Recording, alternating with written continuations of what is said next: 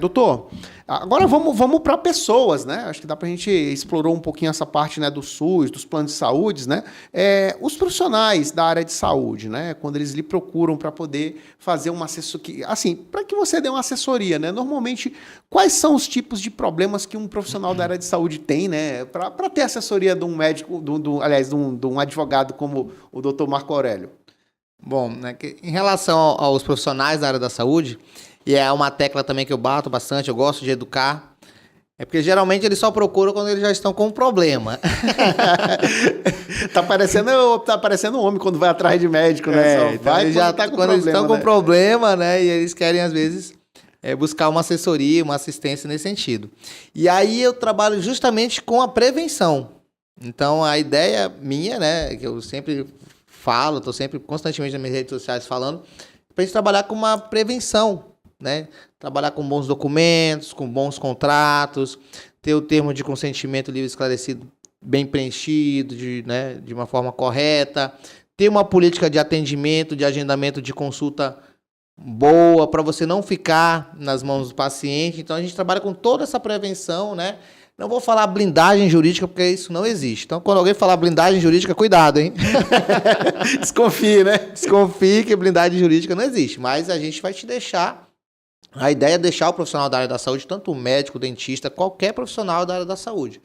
A gente tem serviços, né, produtos ali, documentos que deixam ele, que ele consiga trabalhar de uma forma mais tranquila no seu dia a dia, né? Então, a gente trabalha desde a política de atendimento, agendamento de consulta. Então você imagina ali no início, né, o paciente já não sabe quanto se ele pode remarcar, se ele não pode remarcar, quando ele paga, e se ele não for na consulta, como é que fica? Então, como é que está essa relação? Onde é que está previsto isso, né? Então fica no boca a boca, né? Quando você está lá no atendimento com o paciente, como é que é o contrato? O TCLE, como é que é feito? O formulário de anamnese, como é que é feito? E a anamnese, você sabe que é para saber se a pessoa, se ele é um cliente black, né, Infinity, o Gold, né? Platinum, você vê pela anamnese. Uhum. Então, se um paciente na anamnese, ele já, no histórico, ele já demonstra ali alguns problemas, né, questões emocionais, psicológicas, então você já consegue prever, ainda mais hoje em dia na área da estética, né, se esse paciente pode vir a te dar algum problema ou não, né. Então, a gente vê hoje em dia, principalmente, novamente, na área da estética, que está muito em alta, né, e que é uma das mais demandadas,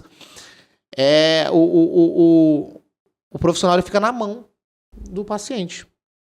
Ele literalmente fica na mão do paciente porque ele não tem documento nenhum. Ele não tem um contrato bem feito, não fez uma anamnese correta, não fez um TCLE, não deixou claro como é que seria o refinamento, como é que funciona, né, caso tivesse alguma coisa.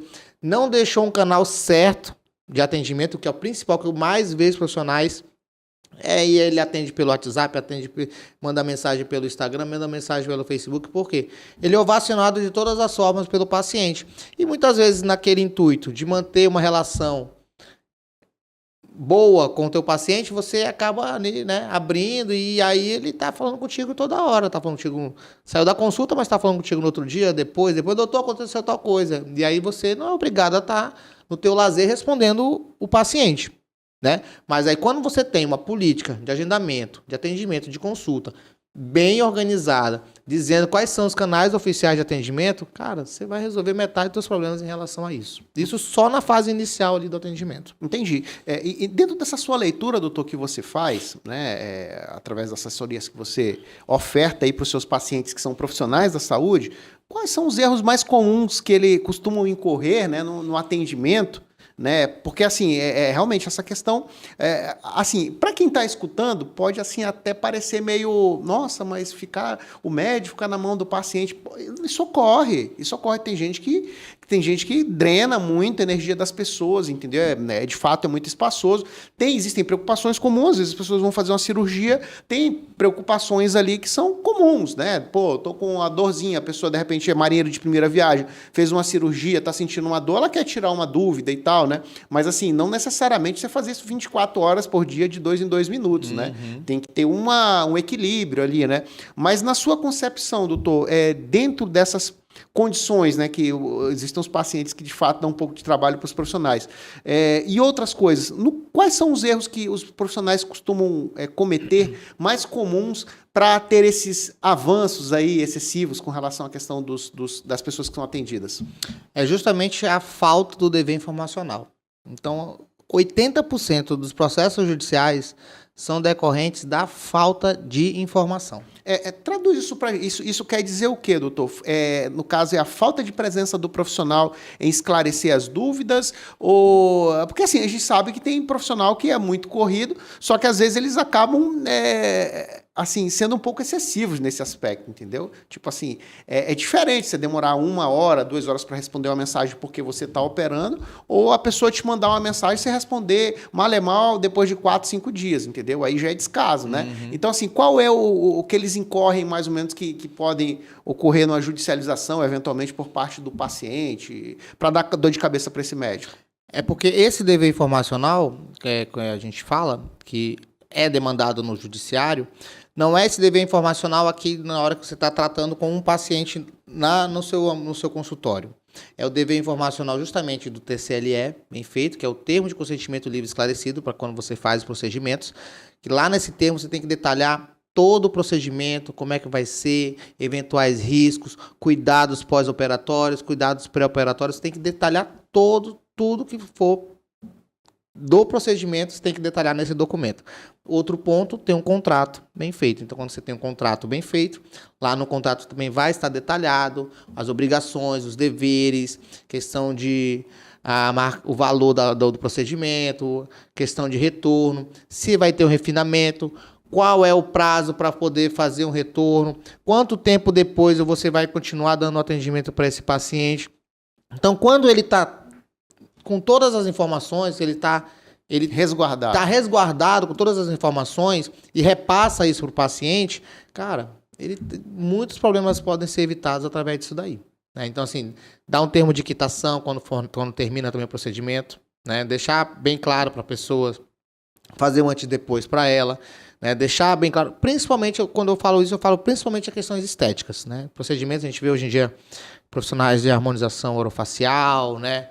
Profissionais de cirurgiões plásticos, então assim, todo mundo trabalha com essa parte estética, as pessoas ficam com essa questão do dever de resultado, mas o médico não tem dever de resultado. Né? O Conselho de Medicina, ele diz que o médico ele tem um dever de meio, né? Ele tem um dever de meio, de o quê? Utilizar todos os meios e técnicas disponíveis para chegar naquele resultado. Né? Então, esse negócio de dever de resultado não existe, e é algo que a gente fala muito, né? Então, nós advogados da área do direito médico, nós conseguimos elaborar bons contratos, onde esse contrato ele não fica regido pelo Código de Defesa do Consumidor, e sim pelo Código Civil, porque a gente deixa bem claro ali que o profissional ele vai fazer o possível para chegar naquele resultado, mas ele não chega naquele resultado porque cada corpo reage de uma forma, né? Então agora, claro, vai precisar de um refinamento? Deixa claro que vai ter um refinamento.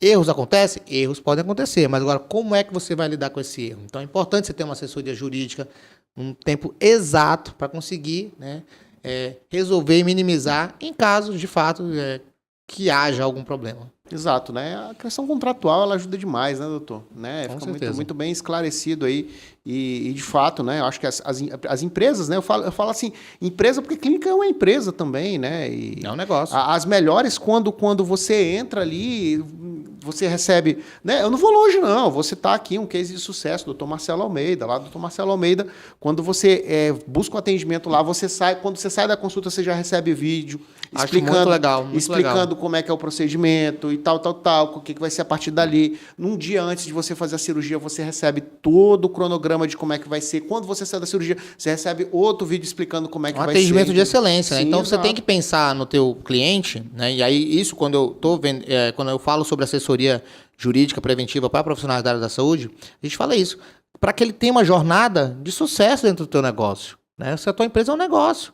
Então, se ele não tiver uma jornada ruim, cara, ele não vai voltar, não vai falar bem de você para outras pessoas, né? Então, quando você faz um pré-atendimento legal, faz um vídeo legal, mostrando como é que vai ser o procedimento, explicando todos os detalhes para ele, saiu da consulta, manda um vídeo novamente para ele. Então, né, o Dr. Marcelo Almeida faz muito bom, acho muito legal. Inclusive, eu cito, às vezes, né, eu já fui numa consulta com ele lá, acompanhando uma pessoa, e realmente eu achei muito bom a forma de trabalho dele. Isso é muito legal. E todos os profissionais precisam fazer isso. Tem que ter excelência no seu atendimento. Isso faz toda a diferença no negócio.